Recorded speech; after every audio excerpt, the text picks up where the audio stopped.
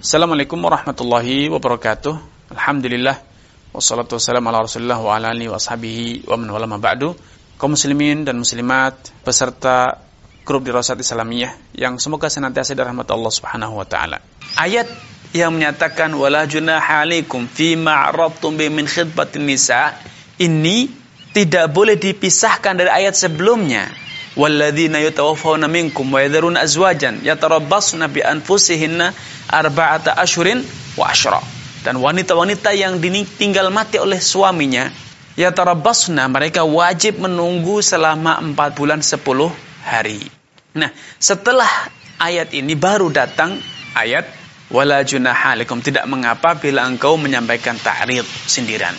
Sehingga antara ayat sebelum dan setelahnya ini perlu digabungkan sehingga akan muncul suatu pemahaman yang lebih tepat bahwa yang dimaksud ta'rid itu adalah menyampaikan sindiran, menyampaikan lamaran dalam bentuk sindiran, memberikan isyarat adanya hasrat untuk melamar atau hasrat untuk menikahi, tetapi itu pada kasus wanita yang menjalani masa iddah karena kematian suaminya, bukan karena perceraian raj'i, tolak raj'i, perceraian sekali ataupun 2 kali. Ya. Demikian pula halnya dengan kisah Fatimah binti Qais. Kisah Fatimah binti Qais itu berkaitan dengan kasus perceraian bain, tolak bain. Karena Fatimah diceraikan oleh suaminya sebanyak 3 kali. Sudah diceraikan 3 kali. Sehingga Fatimah binti Qais oleh Nabi SAW diberikan arahan agar menjalani masa iddahnya bukan di rumah suaminya yang menceraikan dia, bukan, tetapi menjalani masa iddah itu di rumah sahabat lain yang bernama Abdullah ibnu Ummi Maktum. Ini sebagai petunjuk yang dapat membantu kita untuk memahami kisah Fatimah dengan lebih tepat. Andai Fatimah itu menjalani masa iddah karena perceraian raj'i, perceraian sekali ataupun 2 kali, tentu tidak mungkin Nabi memerintahkan Fatimah untuk menjalani masa iddah di luar rumah suaminya. Karena Allah Subhanahu wa taala dengan tegas dalam surat Talaq menyatakan la tukhrijuhunna min buyutihinna wa la yakhrujna.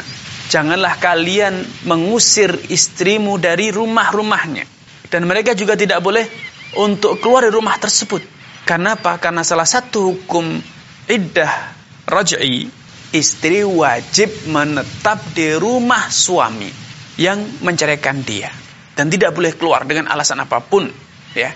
Sehingga kisah Fatimah ini tidak bisa dijadikan dalil untuk membuat satu klaim yang bersifat global bahwa semua wanita yang menjalani masa iddah boleh dilamar secara sindiran.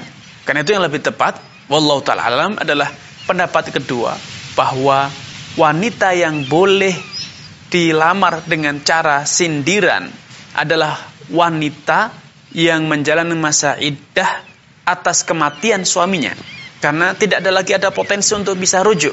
Demikian pula dengan wanita yang menjalani masa iddah karena tolak bain, telah diceraikan 3 kali, sehingga tidak ada lagi ruang untuk bisa rujuk. Yang tersisa hanya bara'atul rahim. Yang tersisa atau tujuan dari menjalani masa iddah itu hanya untuk memastikan bahwa kandungan wanita tersebut bebas kosong dari air mani suaminya. Dia tidak sedang hamil. Dan tujuan kedua adalah untuk menunaikan sisa-sisa hak suami. Adapun tolak raj'i, pada kasus perceraian raj'i, disyariatkannya masa iddah itu adalah untuk memberikan waktu yang cukup bagi kedua belah pihak, bagi suami dan istri, untuk kemudian memikirkan ulang, menimbang ulang tentang keputusan mereka untuk berpisah.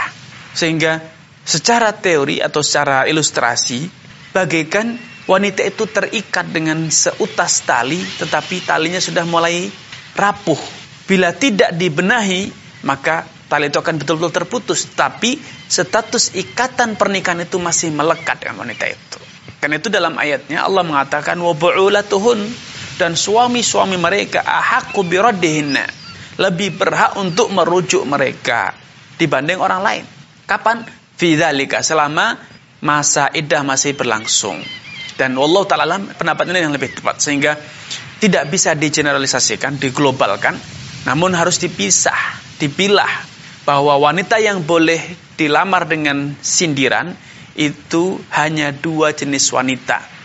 Wanita yang diceraikan sebanyak 3 kali atau disebut dengan talak bain, atau wanita yang menjalani masa iddah karena kematian. Adapun wanita yang menjalani masa iddah karena talak raj'i, maka tidak boleh dilamar, baik secara lugas, saya melamar kamu atau saya melamar putrimu atau saudarimu, ataupun secara sindiran bahwa kalau masa iddahmu telah berlalu saya akan datang kembali, atau ucapan yang serupa, atau dengan kata-kata misalnya, saya kok senantiasa kepikiran dengan dirimu, saya kok membayangkan namamu setiap saat, atau namamu senantiasa hadir, wajahmu senantiasa hadir di hayalanku setiap hari, ataupun kata-kata yang serupa yang bisa difahami tentang adanya hasrat untuk menikah. Sekali lagi, pendapat yang lebih kuat dan lebih sejalan dengan dalil adalah perlu memisahkan antara tolak bain dengan tolak raj'i, antara tolak raj'i dengan iddah al-wafah, iddah kematian. Yang boleh disindir, disampaikan kepadanya lamaran berupa sindiran, ialah wanita yang ditinggal mati suaminya. Walaupun dia masih menjalani masa iddah, Anda boleh menyampaikan sindiran. Atau semacam bahasa sederhananya inden, ya, pesan, titip pesan dulu ingin melamar. Yang kedua adalah wanita yang ditalak bain. Adapun yang ditalak raj'i, maka tidak boleh dilamar secara lugas ataupun secara sindiran. Sampai di sini perjumpaan kita, kurang dan lebihnya saya mohon maaf. Bila itu hidayah. Wassalamualaikum warahmatullahi wabarakatuh.